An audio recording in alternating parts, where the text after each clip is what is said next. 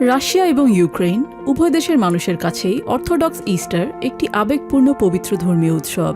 এই উৎসব উপলক্ষে ৩২ ঘণ্টার এক যুদ্ধবিরতি ঘোষণা করেছেন রাশিয়ার প্রেসিডেন্ট ভ্লাদিমির পুতিন। যদিও ক্রেমলিন বলছে এটি শুধুই একটি মানবিক সিদ্ধান্ত।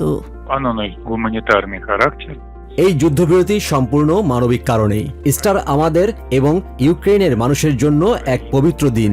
তবে আমরা শুধু সাময়িক বিরতি নয়, একটি স্থায়ী এবং টেকসই শান্তি চাই। ইউক্রেনের প্রেসিডেন্ট জেলেনস্কি সঠিক সিদ্ধান্ত নিলে আজই এই শান্তি আসতে পারে।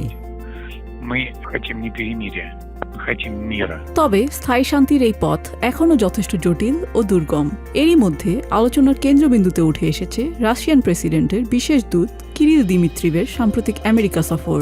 ট্রাম্প প্রশাসনের কর্মকর্তাদের সাথে দিমিত্রিভের এই সাক্ষাৎকে অনেকে শান্তির আলোচনার সূত্রপাত মনে করলেও ক্রেমলিন এখনই একে আনুষ্ঠানিক আলোচনা বলতে নারাজ। আমি এই সফরের বিষয়টি নিশ্চিত করছি, তবে কিরিল দিমিত্রিভ সেখানে কোনো শান্তি চুক্তি নিয়ে আলোচনা করছেন না এবং এটি আনুষ্ঠানিক আলোচনার কোনো শুরু নয়। তিনি কেবল অর্থনৈতিক ইস্যুগুলো নিয়ে কাজ করছেন। মূলত রাশিয়ার তেলের উপর থেকে আমেরিকার নিষেধাজ্ঞা তুলে নেয়ার যেই সময়সীমা ১১ এপ্রিল শেষ হচ্ছে, সেই প্রেক্ষাপটেই এই সফরকে অত্যন্ত গুরুত্বপূর্ণ মনে করা হচ্ছে। বড় বড় নেতাদের কূটনৈতিক তৎপরতার মাঝে মস্কোর সাধারণ মানুষের মনে মিশ্র প্রতিক্রিয়া লক্ষ্য করা যায়। দীর্ঘ যুদ্ধের ক্লান্তি থেকে ইস্টারের এই সাময়িক বিরতি তাদের মনে কিছুটা স্বস্তি দিলেও স্থায়ী শান্তি নিয়ে তারা এখনও সন্দিহান। তারা যুদ্ধবিরতিতে রাজি হয়েছে, ঈশ্বর মঙ্গল করুন, কিন্তু পরিস্থিতি যে খুব দ্রুত উন্নত হবে তেমন কোনো লক্ষণ দেখছি না।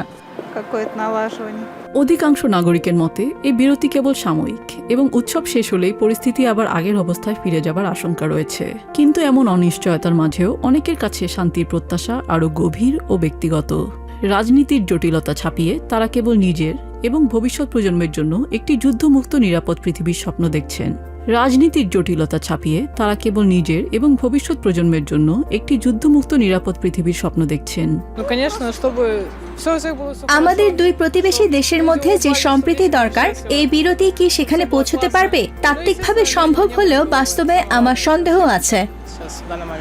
তবে প্রতিবেশী দুই দেশের দীর্ঘদিনের সংঘাতের ক্ষত এই সামান্য বিরতিতে কতটা উপশম হবে তা নিয়ে সংশয় কাটছে না প্রবীণদের মনে। আমি চাই সবাই ভালো থাকুক, শিশুরা হাসুক, আর আমাদের মাথার উপর যেন সবসময় একটি শান্তিপূর্ণ আকাশ থাকে। এই মুহূর্তে এটাই সবচেয়ে বড় চাওয়া। ইস্টার উৎসবের ধর্মীয় অনুভূতি এবং উৎসব মুখর পরিবেশের প্রতি সম্মান জানিয়ে এই সাময়িক যুদ্ধবিরতি কার্যকর করা হয়েছে। তবে উৎসবের আমেজ শেষ হওয়ার পর এই স্থিতিশীলতা দীর্ঘমেয়াদী শান্তিতে রূপ নেবে কিনা তা নিয়ে সাধারণ মানুষের মধ্যে গভীর প্রত্যাশা ও সংশয় উভয়ই রয়েছে। Nizia Jami, TVN 24 news desk. New York থেকে সম্প্রচারিত টিভিএন 24 টেলিভিশন বিশ্বজুড়ে বাঙালির কণ্ঠস্বর।